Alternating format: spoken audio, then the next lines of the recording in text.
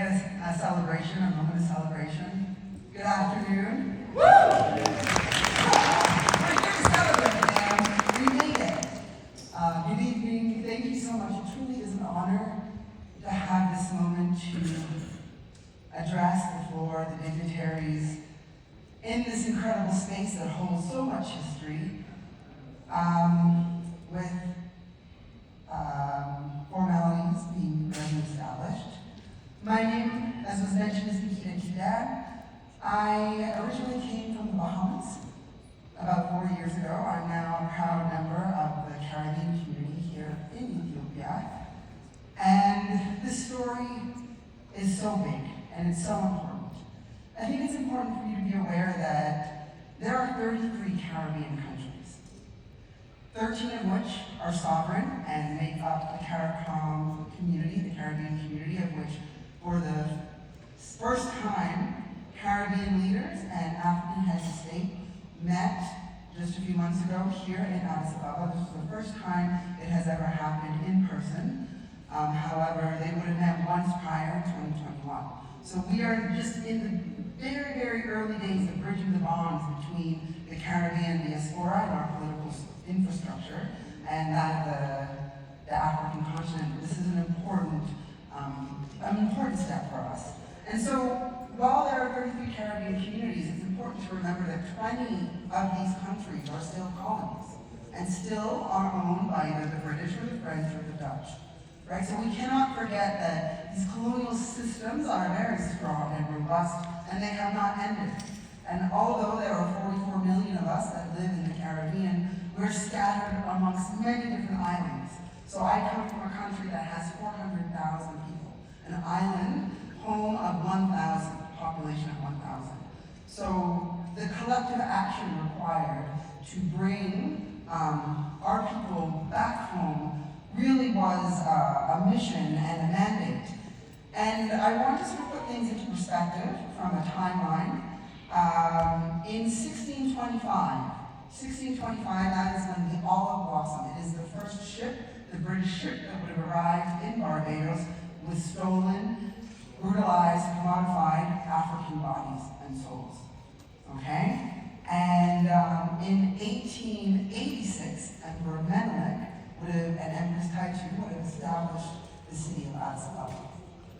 62 years thereafter, Emperor Selassie would have invited our community to come home, and he created a pathway.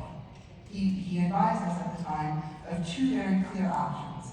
One, become a member of the Ethiopian World Federation, and two, there's the Ethiopian Orthodox Church that's available for you.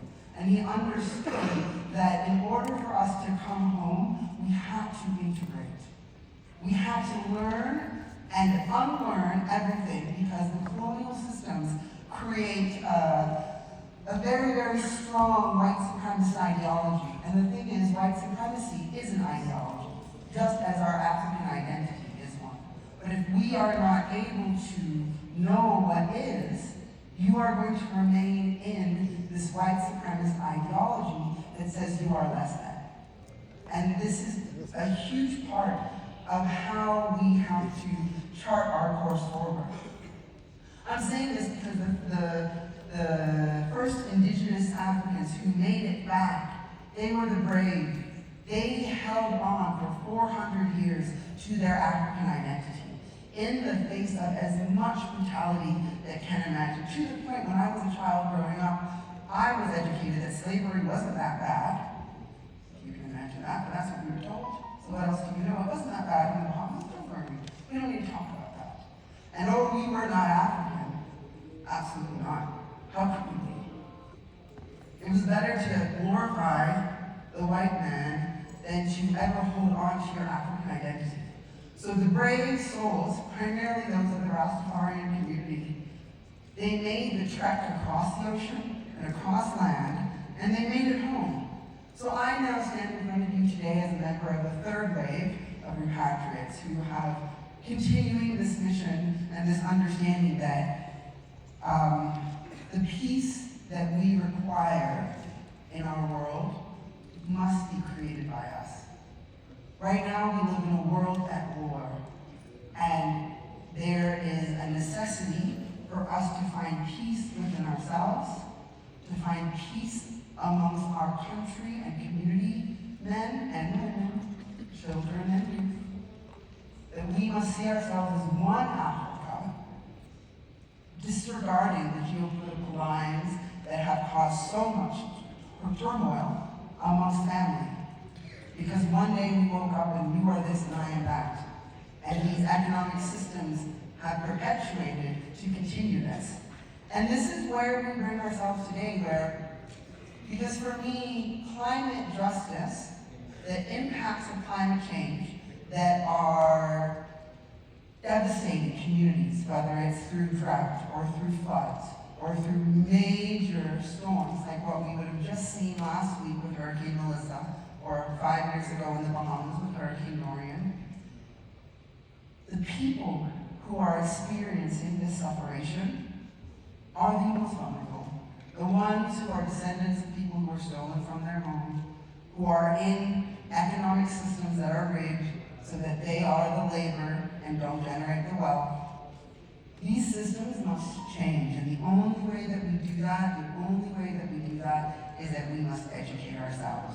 We must educate ourselves and we must see ourselves as a collective. And that means those of us returning home, we have to learn the languages. It's not optional. This is a requirement. But what that means is that we must start learning the languages before we even make the trek to the other side. That means the schools in the Caribbean must teach Amharic and Kiswahili and Somali, because that is the only way we will be able to integrate and truly understand the culture that was stripped from us. Because English is not enough for me to understand the nuances of Amharic and Ethiopian culture. English cannot, right? And so that's why it is our responsibility. In the same way as Ethiopians, it is our responsibility to learn Kiswahili, because that is the official language of Africa right now. So we have to learn the language, because we have to be able to communicate with our brothers and sisters, especially those in East Africa. So the responsibility of repatriation for me is an understanding of self, and I think this is something that each of us is a journey that we all get to go on. But as we learn to embody and own our African identity with pride, which requires so much work when you come from a society that says that Black is not beautiful and Black has no power.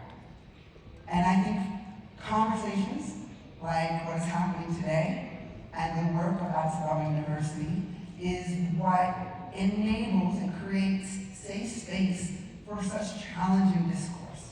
Because these are not easy questions. These are not easy conversations. And so I will conclude with last month, when CARICOM was in town, it was 2 months ago now, the Caribbean community convened for the first time what we call a town hall meeting. So in Selassie Church, we brought in our community from Shashamani and Bahia and here in Addis Ababa, and we welcomed CARICOM officials and heads of state who met with us for the very first time. Many of us are undocumented and in challenges that prevent our ability to truly integrate and to contribute with all the skills that we come with, because many of us come with a lot of skills. So my question and my request of you today, because we are here to act, we're here to celebrate, but also this is the beginning, right? This is the beginning of a long road. Or rather, I think it's better to say this is a continuation. The work started long before us, but we have a lot more to do before we get to where we need to go. And it's truly, can you create space for us to learn from each other? And what does that truly mean? And at the end of the day, it's going to take love, care, and compassion. It's going to get us to where we need to go. Because we cannot destroy systems of oppression that were built on shame, blame, and guilt with shame, blame, and guilt. So we're going to have to pause and reimagine how we show up. And that means investing in our women, investing in education, and truly spreading that path to love. So with that,